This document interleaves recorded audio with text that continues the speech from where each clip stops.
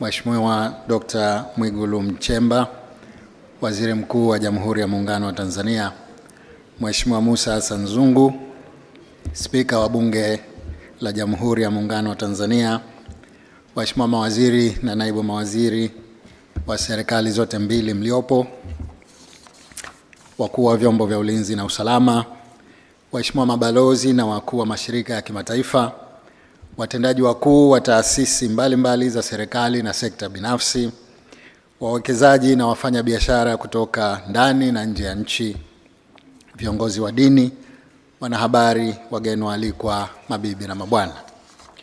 Naomba nianze kwa kumshukuru Mwenyezi Mungu kwa kutujalia uhai na afya njema na kwa kutuwezesha kuhudhuria katika mkutano huu muhimu unaokutanisha viongozi na watendaji wa serikali na wa sekta binafsi kwa lengo la kuzungumzia utekelezaji bora wa dira ya 2050. Natoa shukrani zangu za dhati kwako Mheshimiwa Dr. Samia Suluhu Hassan, Rais wa Jamhuri ya Muungano wa Tanzania, kwa kunialika kushiriki katika tukio hili muhimu kwa maendeleo ya nchi yetu. Aidha, napenda nikupongeze Mheshimiwa Rais kwa uongozi wako mahiri uliowezesha kuandaliwa kwa dira ya 2050 yenye lengo la kuiwezesha Tanzania kuwa taifa jumuishi lenye ustawi, haki na linalojitegemea ifikapo mwaka 2050. Aidha, natoa pongezi kwa serikali ya Jamhuri ya Muungano wa Tanzania kupitia Ofisi ya Rais Mipango na Uwekezaji kwa maandalizi mazuri ya mkutano huu muhimu na wadau wa sekta binafsi. Kwangu mimi, huu ni mkutano wangu wa pili katika mwaka huu na sekta binafsi chini ya uratibu wa ofisi hii.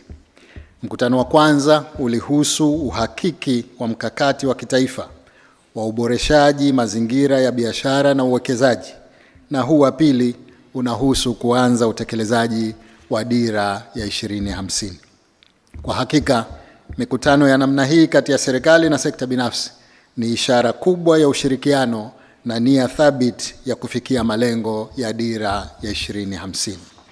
Mheshimiwa Rais, wageni waalikwa, mabibi na mabwana, dira ya 2050 imeweka matarajio makubwa ya kujenga uchumi wenye ushindani unaongozwa na tija, ubunifu, teknolojia na ushiriki mpana wa sekta binafsi.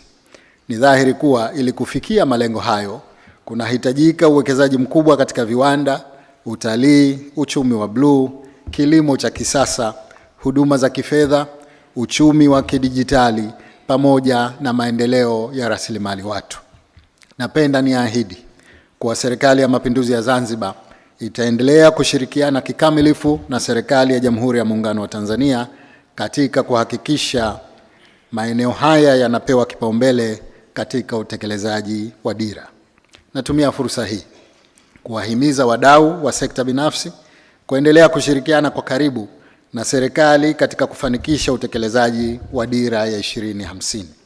Ushirikiano huu unapaswa kwenda pamoja na uwekezaji katika maeneo ya kimkakati, matumizi ya teknolojia ya kisasa, uongezaji wa tija pamoja na kuendeleza ubia utakaowezesha Tanzania kufikia malengo yake ya muda mrefu.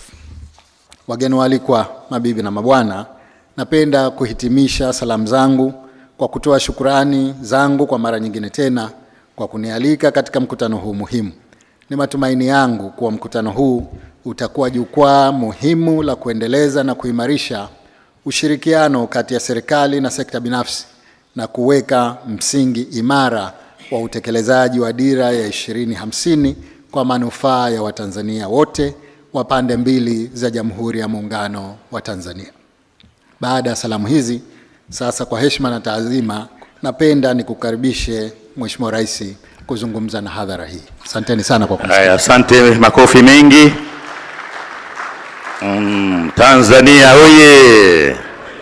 Mheshimiwa Rais wa Jamhuri ya Muungano wa Tanzania, kabla ya kuzungumza kwa heshima na taadhima, tutakuomba utuongoze kufanya yafuatayo: kwamba kwanza kuzindua nyenzo za utekelezaji wa dira 2050 na baadaye tutakuomba uzigawe kwa viongozi wachache. Pili, tutakuomba ukabidhi ufunguo wa mtazamo mpya na hatimaye tutakuomba upokee tuzo. Kwa kuanza sasa, tunaomba sasa tukae kwa sababu tuko mubashara, kamera ziko nyuma kule. Tunaomba tukae. Kwa heshima na taadhima, kwa kuanza, Mheshimiwa Rais, tutakuomba uzindue nyenzo kwa kubonyeza hapo mbele yako. 1, 2, 3. Naam.